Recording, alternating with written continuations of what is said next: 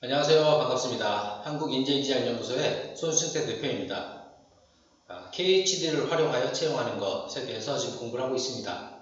네, 여러분 채용을 하실 때, 면접을 보실 때 활용하실 수 있도록 지금 KHD를 소개해드리고 있는데 그 네 번째 시간 성장 촉진 요소에 대해서 오늘 배워보도록 하겠습니다.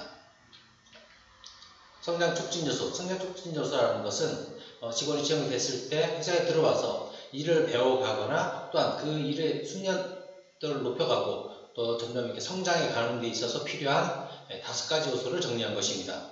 이 요소들을 얼마나 잘 갖추고 있는지를 보셔야 되고 또 해당 직무에 더 필요한, 꼭 필요한 그런 요소들이 있는데 그것을 갖추고 있는지를 확인하실 필요가 있습니다. 그래서 이렇게 진단 모양이 나올 수 있고요. 5가지는 첫 번째 꿈 목표, 그 다음 도움 욕구, 언행일치, 가족 책임감, 변화 욕구로 구성이 되어 있습니다. 자, 꿈 목표라는 것은 우리가 그런 말도 많이 합니다. 꿈이 있어야 움직인다. 꿈이 동력이 된다. 네, 맞습니다. 꿈이 있어야지 더 일도 잘 배우게 되고 회사에도 일도 열심히 하고 더 성장해 나가는 것입니다. 자, 그래서 꿈 목표는 어떤 행동의 동기가 되기도 하는데 또한 꿈 목표가 중요한 것이 있습니다. 꿈 목표는 출발하게 하는 도구이기도 하지만 그 일을 지속하게 하는, 변화를 지속할 수 있도록 하는 동력이 되기도 합니다. 꿈이 있어야지 꿈이 강력할수록 어려움도 잘 이겨내게 되고 잘 헤쳐나가며 계속해서 지속할 수 있게 되는 것입니다. 도움 욕구는 무엇이냐? 도움은 도움을 주고자 하는 욕구가 아니고 도움을 받는 욕구가 되겠습니다. 내가 도움을 주변으로부터 얼마나 잘 받아들이는가에 대한 것입니다. 아니, 도움을 주는 것도 아니고 도움을 받는 것이 왜 중요하지? 라고 생각할 수 있겠지만 도움을 받는 것이 주는 것 못지 않게 매우 중요한 요소가 됩니다. 이유는 새로 회사에 들어왔습니다. 하던 일일까요? 잘 아는 것일까요? 물론 좀 그럴 수도 있지만 새로운 환경, 새로운 분위기, 새로운 업무에 적응하고 그것을 배워가야 합니다. 그럼에 있어서 혼자서 시행착오를 거쳐서 배운다? 네, 개인의 입장에서는 그렇게 해서 잘 배울 수도 있겠죠. 그러나 그 시행착오를 회사 입장에서는 기다려주기가 어려운 것입니다. 그 시간은 일을 해야 될 시간에 시행착오를 겪는다? 그 사람이 회사에 손실이 되겠죠. 그래서 가능하면 주변에 도움을 청하고 적극적으로 다른 사람에게서 배우고 모르는 묻고 이런 태도가 훨씬 일을 배우기 쉬운 태도가 되겠습니다. 그리고 또한 협업을 해야 되는 일이다. 그럴 때 서로 주고받아야 되는데 이 주고받는 것이 원활하지 않으면 성과가 잘 나지 않겠죠. 그래서 도움 욕구가 매우 중요하게 되겠습니다. 언행일치, 내가 하겠다고 한 것들을 얼마나 잘 해내는가 이런 요소들을 보는 것입니다. 그래서 책임감이 얼마나 있는가, 얼마나 그것을 잘 해내는가, 맡은 것들을 끝까지 해내는가 이런 모습들을 볼 수 있는 것이 바로 언행일치가 되겠습니다. 가족 책임감, 이건 가족에 대한 책임감인데 회사 업무에서 왜 가족 책임감이 왜 필요하지? 라고 볼 수 있겠지만 가족 책임감이 밀접한 어떤 영역인데 바로 근속연수랑도 관계가 있습니다. 그래서 가족 책임감이 있을수록 좀 더 안정감이 있게 진드거니 또 잘 참아내면서 오래 견디는 성향을 나타냅니다. 그리고 또한 가족 책임감이 높은 경우에 일반적인 업무에 있어서도 책임감이 높은 경우를 많이 볼 수 있습니다. 그래서 가족 책임감도 잘 살펴보실 필요가 있고요. 변화에 대한 욕구가 높은 사람은 어떨까요? 지금보다 더 나은 모습을 위해서 열심히 노력을 하겠죠. 지금의 현재에 대한 불만을 가진, 그러나 건강한 불만을 가진 경우 그것을 극복하기 위해서 더 많이 애쓰고 공부하고 더 많이 성장하기 위해서 노력하는 그런 모습을 볼 수 있을 것입니다. 자, 그럼 하나씩 좀 더 자세히 알아보도록 하겠습니다. 자, 꿈 목표가 높은 사람은 어떤 특성이 있느냐? 꿈 목표가 있다? 꿈 목표가 분명하다? 그러면 더 열정적일 가능성이 있습니다. 그냥 가야 될 길이 분명하니까 그 일을 열심히 달려가겠죠. 그리고 또한 지속성이 있습니다. 쉽게 포기하지 않죠. 내가 가야 될 곳이 분명히 있는데 예를 들어서 히말라야에 올라가야겠다 라고 하는 경우에 거기를 정말 올라가고 싶고 올라가야 될 분명한 이유가 있다면 중간에 힘든 것을 견뎌내고 올라갈 겁니다. 그런데 한번 올라가 볼까? 라고 한다면 비행기를 타기까지도 굉장히 힘든 과정이 될 것입니다. 산을 오르는 것은 꿈도 꾸기 어렵겠죠. 이렇게 또한 올라갔다 하더라도 어쩌다 비행기를 타서 갔다 하더라도 그 중턱에서 힘든 그 여정을 견뎌내기는 만만치 않을 것입니다. 그래서 꿈 목표가 분명할수록 그 어떤 일을 해나갈 때 지속적으로 해나가고 어려움을 잘 견뎌내는 모습을 볼 수 있습니다. 그리고 꿈 목표는 스스로에게 동기부여가 되고 일할 수 있는 이유를 부여하게 됩니다. 그리고 목적성을 두게 되고, 그리고 또한 꿈 목표가 높은 사람인 경우에는 성과 중심적인 사고를 하는 경우가 많이 있습니다. 그래서 분명 성과를 내야 되는 경우에 그런 직무라면 잘 맞을 수 있겠죠. 도움을 받는 욕구가 높은 사람은 어떤 특징이 있느냐? 일단 배움에 대한 욕구가 있을 겁니다. 배움을 잘 합니다. 늘 배우는 태도를 갖고 있습니다. 그래서 다른 주변으로부터 많은 정보를 받아들이게 되겠죠. 그래서 다른 사람의 말, 조언 이런 것들 굉장히 수용적으로 받아들이게 됩니다. 그래서 정보를 받아들이고 기분 좋게 흔쾌히 받아들이게 되겠죠. 혹시 기분이 좀 나쁘더라도 정보를 취득하게 됩니다. 그리고 사고가 좀 유연한 편이고요. 주변과 조화도 잘 이룹니다. 서로 주고받는 것이 잘 되니까요. 그리고 어떤 일을 할 때 효과적이고 효율적으로 하고 싶어 합니다. 그냥 내 개인의 고집보다, 내 개인의 생각보다는 그 일 자체가 잘 되는 쪽으로 더 초점을 맞춰서 일을 하는 경우가 많이 볼 수 있습니다. 이것이 나중에 어떻게 될까요? 좀 전에 말씀드렸지만 돈 요구가 낮다, 그리고 도움을 주는 것도 잘 못 받고 일도 잘 못 배울 수 있고 시행착오 혼자서 많이 겪게 되는, 그러면 그것은 기업의 손실이 될 겁니다. 자, 그 다음 언행일치. 언행일치가 높다, 그럼 약속을 잘 지켰다 볼 수 있습니다.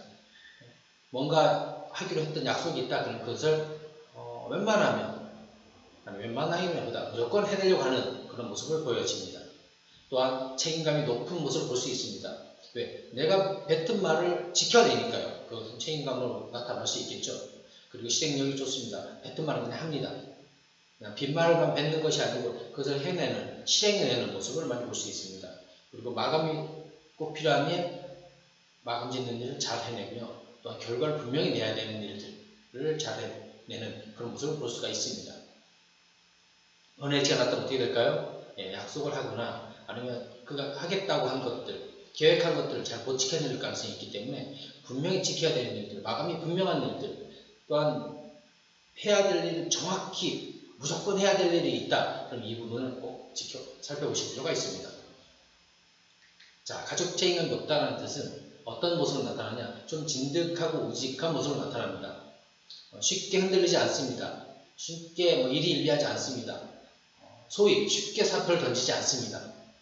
충분히 고려하고 충분히 생각하고 또한 견뎌내고 이겨내는 모습들을 많이 볼 수 있습니다. 왜 이게 중요하냐? 직장생활을 하다 보면 어려운 일들은 늘 있습니다.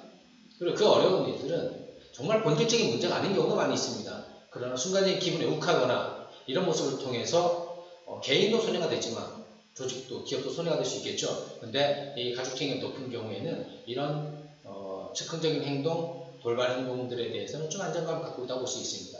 그리고 가족에 대한 따뜻함이 주변에 따뜻함으로 나타나는 경우를 많이 볼 수 있고요. 그러나 단 퇴근이 매우 중요하기 때문에 야근에 대해서는 거부감을 가질 수도 있습니다. 왜? 가족과 함께 보내는 시간이 필요하기 때문에. 주말 근무는 좀 어렵게 생각할 수 있습니다. 그래서 가족을 많이 챙겨야 되는 그런 시간을 확보해주기 어렵다. 그러면 좀 생각해 보실 필요가 있습니다. 다음, 변화 욕구. 변화 욕구가 높은 경우는 어떨까요? 변화 욕구가 높다는 것은 성장에 대한 욕구가 있는 겁니다. 그리고 현재의 모습에 내가 불만스러운 모습, 내가 부족한 모습을 극복해내고 그것을 해내겠다라는 성취에 대한 욕구도 있습니다. 그러다 보니까 불평불만이 좀 있을 수 있습니다. 나 왜 이거밖에 안 될까? 왜 부족할까? 그런 불만족이 자신이 더 성장해 나갈 수 있도록, 계속해서 성장해 나갈 수 있도록 할 수 있겠죠. 그리고 도전적이고요. 그러다 보니까 새로운 것들에 대한 기회, 왜? 지금 모습이 아닌 다른 모습을 늘 꿈꾸는 것이 익숙하니까 기회가 오는 같은 것도 잘할 수 있고요. 또 새로운 것들을 벌리는 일을 잘해낼 수 있습니다. 변화 효과가 낮은 경우는 어떨까요? 현재의 모습을 유지하고 안정감을 추구하는 어떤 특성을 나타낼 것입니다. 자, 그러면 이런 것들이 다 있는 것이 좋을까요? 높은 것이 좋을까요? 꼭 그렇지는 않습니다. 자, 예를 들어 꿈 목표, 변화 효과 같은 경우에 새롭게 기여하고 성과 중심적이고 뭔가 가치적인 것이 드러나고 또한 노력한 만큼 대가를 받고 이런 일이라면 잘 맞을 수 있겠지만 관리직이라든지 아니면 변화가 드러나지 않는 성과가 특별히 되지 않는 일반 사무 업무, 이런 업무라면 이런 꿈 목표와 변화가 높은 경우에는 안 맞을 수 있습니다. 왜요? 예를 들어서 창고 재고 관리를 한다.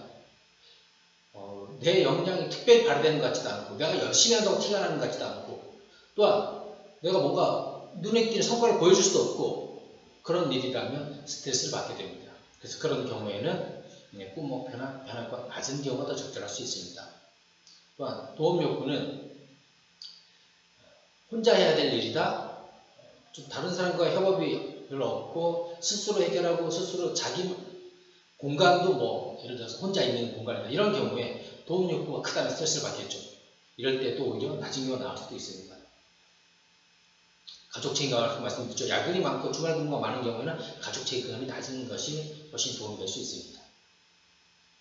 자, 이런 꼭 있는 것이 다 좋다고 볼 수는 없습니다. 일단 기본적인 방향은 좋지만 직무 특성에 따라서 때로는 그것이 낮은 것이 스트레스를 줄이는 방법이 될 수도 있습니다. 꿈 목표가 없다는 것이 없는 것이 좋다는 것이 아니고 그것이 낮았을 때에 해당 직무에 더 맞을 수 있다는 뜻이 되겠습니다. 네, 5가지는 촉진 요소이지만 그런 부분까지도 고려를 하신다면 아마 직무 배치를 하실 때 또는 채용을 하기 위해서 인재를 찾으실 때에 기준을 삼으면 더 적합한 인재를 찾으실 수 있을 겁니다. 자, 성장 촉진 요소 5가지를 알아봤습니다. 꿈 목표가 얼마나 있느냐, 도움 욕구가 얼마나 있느냐, 언어일치가 얼마나 있느냐, 가족 책임감이 얼마나 있느냐, 변화구가 얼마나 있느냐, 이런 부분들을 잘 점검하셔서 적합한 인재를 찾는 데 도움을 받으시길 바랍니다.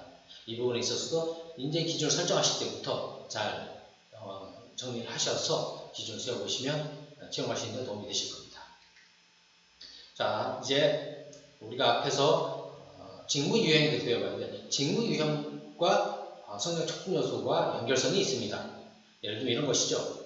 꿈 목표의 경우에 꿈 목표 성공 실행형은 꿈 목표가 좀 더 높게 나타납니다. 성공 실행형은 꿈 목표가 분명하게 저는 이렇게 하고 싶습니다. 이게 되고 싶습니다. 이걸 얻을 것입니다. 이렇게 정확한 편입니다.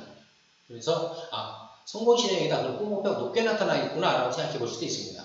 반대로 균형화형, 안정원신형, 관계도형 이들은 대체로 꿈 목표가 좀 낮게 나타납니다. 그래서 왜 이렇게 꿈이 낮지? 근데 안정원신형이야? 그럼 이해가 되는 영역이 있는 것입니다. 자, 도움욕구 같은 경우에 성공실행형, 지식사고형 같은 경우에 좀 높게 나타납니다. 성공실행형은 자신의 성공을 위해서 가능한 많은 자원을 갖다 쓰기 때문에 도와준다 그러면 아주 고마운 상황이죠. 적극적으로 요청을 하는데 그래서 도움욕구가 성공실행이 높게 나타나고 지식사고형 역시 합리적인 사고를 하고 싶어하고 효과적이고 효율적으로 하고 싶어하기 때문에 도와주겠다, 그것이 좋은 방법이다, 좋은 의견이다 그럼 받아들입니다. 그러나 도전주도형, 독특개성형, 관계도움형은 도움욕구가 대체로 낮게 나타나는 편입니다. 도전주도형, 자기가 주도적으로 하고 싶어하고 뭘 모양 빠지게 다른 사람한테 도움을 요청해? 그러니까 내가 해보는 거지. 독특개성형, 내 생각, 내 감각, 내 결정이 중요하기 때문에 다른 사람 의견 그다지 참고하지 않는 경우가 많고 관계도움형, 도움을 주는 것은 익숙하지만 도움을 받는 것은 불편한 경우가 많습니다. 그래서 성공실행형과 지식사고형은 도움욕구가 좀 높은 편이고 도전, 독특, 관계도움형은 좀 낮게 나타나는 편입니다. 언행일치, 원칙개혁형, 지식사고형은 언행일치가 좀 높게 나타납니다. 원칙, 지켜야 되죠. 내가 뱉은 말이 내 말이 아니고 그것이 해야 되는 옳은 일이기 때문에 그걸 지켜나갑니다. 또한 지식사고형, 그렇게 하는 것이 맞습니다. 그렇게 하는 겁니다. 그게 가장 효과적인 방법이고 좋은 방법입니다. 그러니까 그걸 합니다. 그러나 재미지능형, 성공실행형, 도전주도형은 언행일치가 좀 낮게 나타나는 경향이 있습니다. 재미지능형, 긍정적, 낙천적이라고 봤다가 잘 안 되는 경우가 있습니다. 성공실행형, 너무 많은 것을 하겠다고 포부를 발표하고 표현하고 너무 큰 목표를 세우기 때문에 잘 안 되는 경우가 있습니다. 도전주도형, 도전하고 밀어붙이고 또한 그것이 직관에서 출발했기 때문에 잘 안 되는 것이 있을 수 있습니다. 그래서 거짓말하거나 그런 차원이 아니고 이런 자신의 어떤 성향적 한계에 인해서 언행일치가 좀 덜 나타나는 경우가 있을 수 있습니다. 가족 책임감, 관계도우명, 안정원신형이 가족 책임감이 높게 나타나는 편입니다. 사람들을 챙기고 안정감을 갖는, 그래서 주로 잘 챙기는 사람들이 가족 책임감이 좀 높게 나타납니다. 반면에 재미지능형, 성공실행형, 도전주도형 이들은 가족 책임감이 좀 낮게 나타나는 편입니다. 재미지능형은 자신이 즐기는 삶을 좀 더 중요하게 생각하는 경향이 있습니다. 그리고 다른 사람을 좀 덜 챙기는 경향이 있고, 성공실행형, 일을 하기 위해서 일에 몰입하다 보면은 가족들 놓칠 수 있고요. 도전주도형, 도전주도형은 특히 자녀들 같은 경우에 강하게 키우고 싶어하는 욕구가 있습니다. 그래서 좀 이렇게 소위 방목하는 모습이 나타나죠. 그로 인해서 이 재미, 성공, 도전 같은 경우는 가족 재능이 좀 낮게 나타나는 경우를 볼 수 있습니다. 변화 욕구는 당연히 성공 실행이 좀 높게 나타납니다. 목표가 분명하고 그것을 계속해서 성취해 나가고 뭔가 변화시켜 나가고 싶어하는 성공 실행이에요. 반면에 안정신형과 균형화병은 변화 이런 것들에 대해서 별로 좋아하지 않습니다. 현재 모습이 더 좋고 안정감이 더 좋고 그냥 있는 것이 더 좋고 편안한 것이 더 좋습니다. 그래서 이 안정신형과 균형화병은 변화 욕구가 좀 낮게 나타납니다. 자, 이렇게 연결시켜 드리는 이유는 면접을 보실 때 쭉 보시는 겁니다. 아, 우리는 좀 진취적인 사람이 필요해? 그럼 진취적이면 성공실행형, 도전주도형 이런 유형들이 적합할 것 같은데 봤더니 변화 욕구가 좀 낮네? 이럴 수가 있겠죠. 성공실행인데 왜 변화 욕구가 낮지? 네, 그러면 이런 부분들을 확인해 보시면 되겠습니다. 이런 면접에 대한 얘기는 또 다음 편에 다시 한번 다루도록 하고요. 일단 이렇게 성장 촉진 요소와 직무 유형의 관계를 연결시켜 보시면 면접 보실 때 이 연결성을 보시면은 훨씬 더 많은 정보를 얻으시게 될 겁니다. 그래서 이런 연결성을 안 맞다, 불일치가 일어난다, 그러면 그것이 바로 면접 때에 확인하셔야 될 내용이 되겠습니다.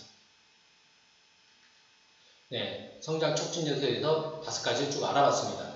네, 각각 높은 경우, 낮은 경우를 생각해 봤는데, 우리 직무에는 이런 요소들은 좀 높은 사람이 좋을 것 같아. 요건 좀 없어도 될 것 같아. 이런 정리가 좀 되시면은 채용을 하실 때 훨씬 더 원활하게 또한 적합한 사람을 잘 찾아내실 수 있을 겁니다. 자, 그래서 5가지 요소들 기억하시고 면접 때 활용하시기 바랍니다. 자, 이제 다음 편은 성장 장애 요소에 대해서 다루도록 하겠습니다. 저는 성장 촉진에서 좀 반대되는 개념으로서 이를 새롭게 배우고 또한 그 안에서 성장해 나가고 다른 사람과 협업을 하고 이렇게 함께 성과를 내는 데 있어서 방해가 되는 요소들 7가지를 정리한 것이 되겠습니다. 그래서 오늘 하신 내용들을 다시 한번 잘 정리해 보시고 공부하시고 다음 시간 또 성장 장애 요소로 만나도록 하겠습니다. 자, 이상으로 성장 촉진 요소 5가지에 대해서 공부를 했는데 자, 기억나시죠? 다시 한번 생각을 떠올려 보시고 정리해 보시고 그리고 기억이 잘 안 나신다면 다시 한번 강의를 들으시면서 정리하시고 기억하시길 바라겠습니다. 자, 그럼 이상으로 성장 촉진 요소에 대한 강의를 마치도록 하겠습니다. 네, 감사합니다.